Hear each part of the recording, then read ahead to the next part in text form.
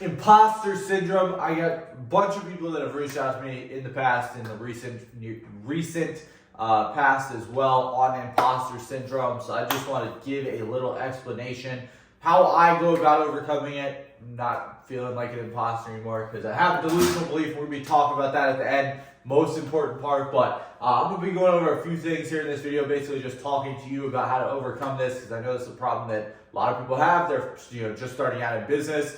I still feel imposter syndrome all the time. I don't feel it the same way that I used to. So I'll also give you some insights into how it evolves over time.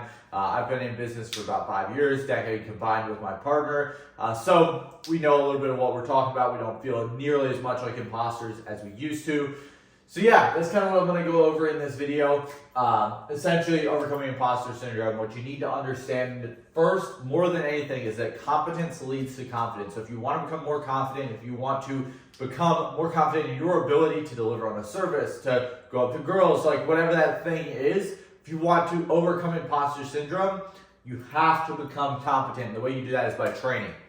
You have to train, you have to put in reps. Right? Again, it's taken me 5 years to get where I'm at in business. I'm nowhere near where I'd hoped I'd be.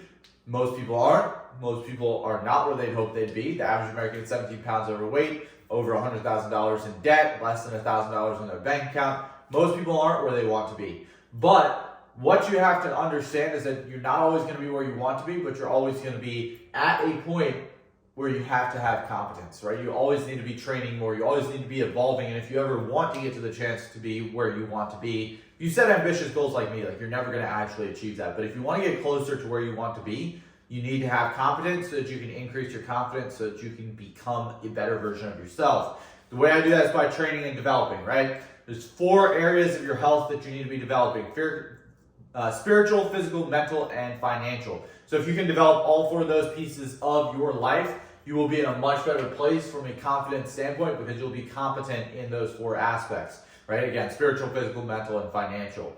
Those are the 4 things that you should be developing every day. You should be setting aside an hour to develop, watch YouTube videos, watch trainings, courses, anything like that, right? Anything you can do to develop those 4 skills, you should be doing it, right?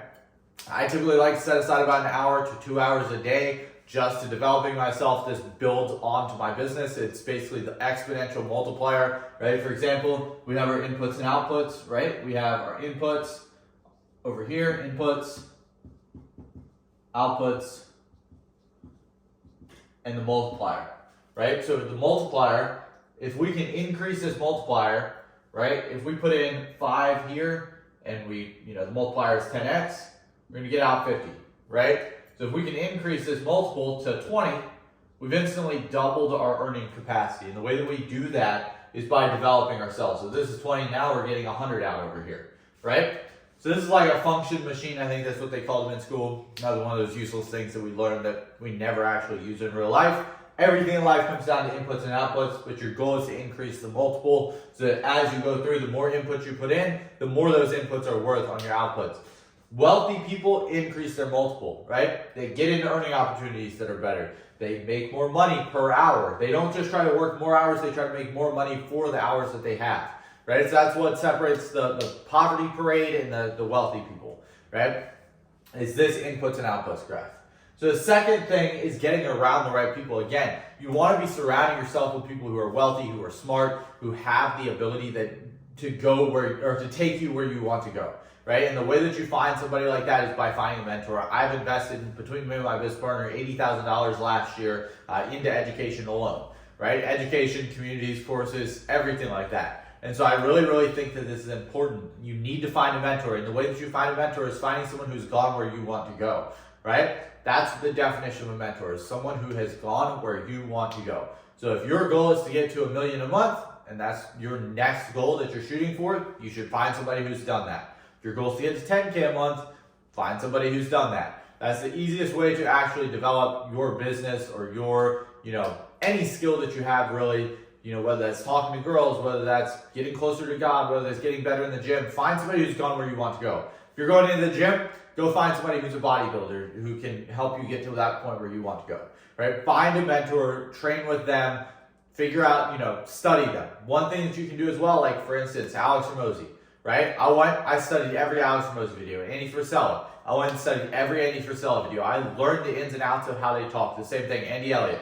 Studied a lot of his content to get a more well-rounded view of what they're saying. Find a few people like that, study them, go all in on them, study them, figure out how their philosophies work, and build off of that, right? Don't just copy them. Don't just say the same things that they say. You want to build off of it. So we want to find a mentor. That's number 2. Number 3 is having a mission and knowing your why. So my entire mission in my business is around the butterfly effect, right? The butterfly effect basically means when you impact the individual, people around them start to change, people around them start to change, people around them start to change. Now we've impacted society, now we've impacted the world, right? So that's how my entire mission and my why revolves around. I think that if I'm a better entrepreneur, I can set the example for the people around me. I can lead by example, and the people around me start to change as well, right? I have noticed this time and time again when I started getting to the gym, my friends started to also get in the gym. When I started my business, other people wanted to make money as well. They had a craving for that. And so I think the way that we lead and change the world is by being the best example of ourselves. We change the world through the individual, right? You have to change yourself first, then the people around you start to change, and it becomes so much easier. So that is my why. But you need to figure out, what is your why? What is your mission? Why are you doing what you're doing? Why are you trying to get in shape? Is it to get girls? That's okay. Is it so that you can live a longer life, right? Why? Number 2, figure out how you're going to use that why and how you're going to fulfill that mission. You have to have a path to fulfill your mission. If you don't, first you got to get a mission. Second of all, you got to have a path for it, right? If you don't have that path, you're never going to be able to get any closer to it. You're just going to feel like you're spinning your wheels. So first, build a mission, know your why, and 2, figure out what actions you can be taking on a daily basis to get to that point, right? Number 4 is put in more work than everybody else. When I was first starting, I felt the same way that you probably feel with imposter syndrome, right? I felt like, hey, I'm not enough, but you have to learn how to navigate not enough, right? You have to learn how you can actually push through the feeling of not enough. And the way you do that is by working harder and not thinking about it. Right? Every second that you spend drowning in the thought of, hey, I'm not enough. Hey, I'm an imposter. Hey, I don't feel like I am worthy of this. Just remember that, like, if you continue to feel like that, every second that you spend towards that time is a point where you're not able to make more money. You're not able to develop yourself spiritually. You're not able to get your mental toughness in check. You're not working out, right? If you just take that time that you spend feeling like an imposter and turn it towards to massive action, you're going to be better off, right? And number 5 is having a delusional belief. Like, you have to walk around like you are the man. You are the person for the job. I know, because I've gotten results, that my business is, the number 1 way for somebody to scale. But you have to have that delusional belief from the start, right? You have to believe, like, hey, my thing, it works. It's good. I know that I can deliver on that service. Even when you don't know that you can, you have to have delusion. Right? This is the only time when I think it's great to lie.